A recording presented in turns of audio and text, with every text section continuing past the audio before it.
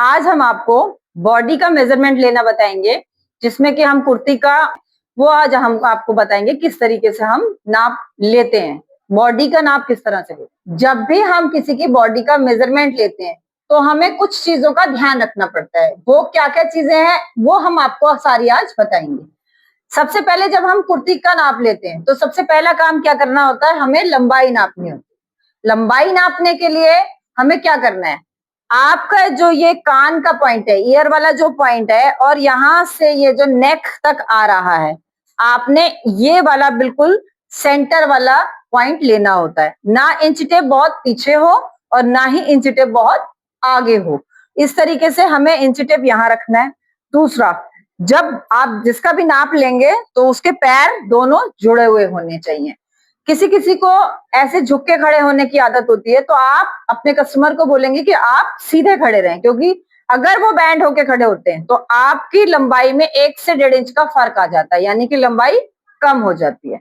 और लंबाई किस वजह से कम होती है, जब हम नाप को साइड से लेते हैं तब भी लंबाई कम हो जाती है। आपने देखा होगा कि किसी किसी का कुर्ता बीच में से इस तरीके से उठ रहा होता है, तो उसका कारण क्या है, उसका कारण यही है कि हमने लेंथ जो है वो साइड से नापी है।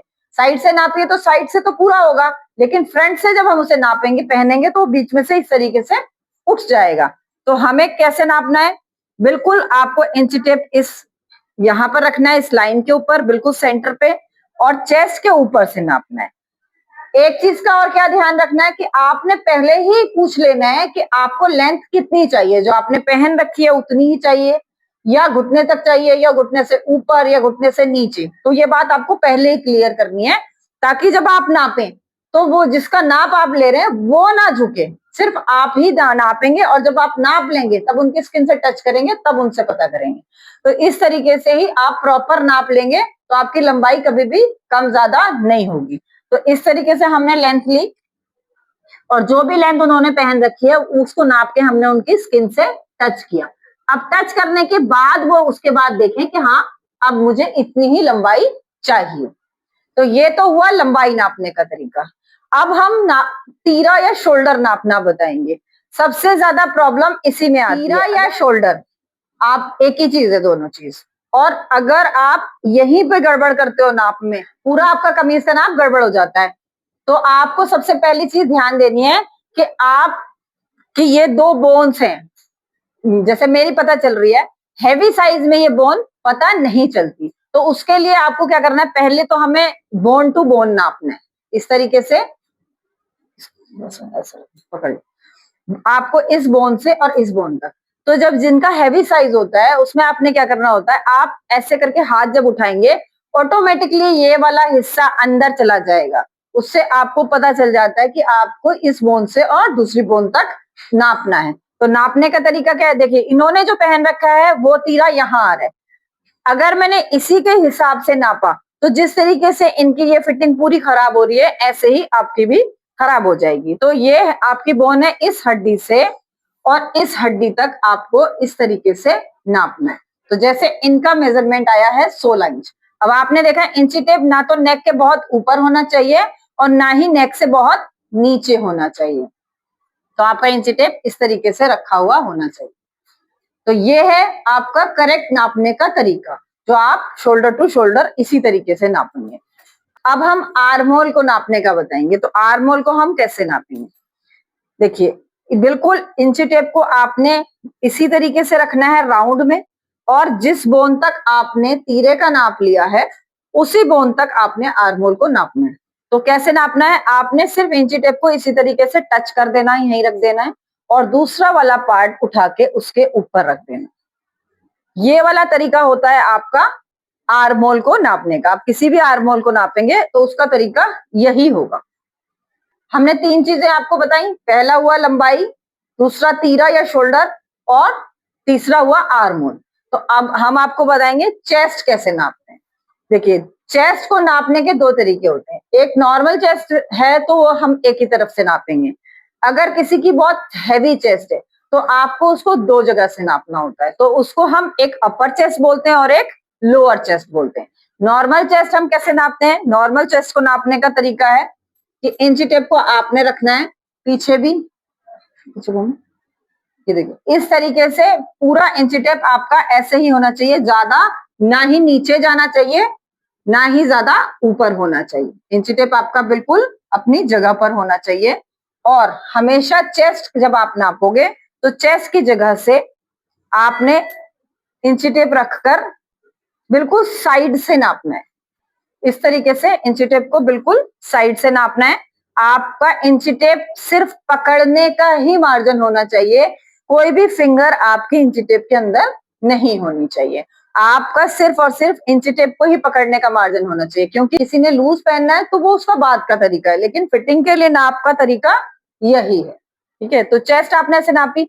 अब मैंने आपको बताया कि चेस्ट भी दो तरीके की नापती है। अगर कोई बहुत हैवी चेस्ट होती है तो उसको पता कैसे चलेगा हमें हैवी चेस्ट है या नहीं है। अब देखिए इनका नाप आया यहाँ पर मेरा 40.5। ठीक है, तो ये है लोअर चेस्ट। अब मैं अपर चेस्ट को नापूंगी। अपर चेस्ट है 38.5। ठीक है, तो अब अपर चेस्ट और लोअर चेस्ट में सिर्फ 2 ही इंच का फर्क है। अगर ये फर्क 3 से 4 इंच या 4 से 5 इंच का होता है तब आपको दोनों चेस्ट नापनी पड़ती है, अपर भी और लोअर भी। तो अब हमें 2 चेस्ट नापने की जरूरत नहीं है। अब देखिए इनके कमर वाला पार्ट हमें दिखाई दे रहा है। कोई कोई बहुत हैवी साइज का होता है। ठीक है, पहले हम इनके कमर का नाप के देख लेते हैं। तो ये इनका हमने कमर वाला हिस्सा नापा। ठीक है, तो इसी तरीके से नापेंगे हम, इसके बीच में कोई भी हाथ नहीं होगा। इस तरीके से हम कमर वाला पार्ट नापेंगे। अब जैसे इनका कमर पता चल रहा है, अगर किसी के कमर का नाप पता ना चले, जैसे किसी का पेट बहुत हैवी होता है तो पता नहीं चलता कि चेस्ट से भी ज्यादा होता है, तो आप उनकी एल्बो पॉइंट को बिल्कुल इस तरीके से बैंड करेंगे। तो जो बैंड करके ये वाला नोक वाला जो हिस्सा आता है, देखिए ये नोक वाला जो हिस्सा होता है वो आपका कमर वाला पार्ट कहलाता है। तो आपको फिर वहीं से ही नापना है। अब हम आपको हिप का नाप बताएंगे कि हिप को हम कैसे नापेंगे। देखिए हिप को नापने के लिए आपने, इनका नॉर्मल साइज है तो हम नॉर्मल इसी तरीके से हिप और टमी दोनों मिला के नापेंगे।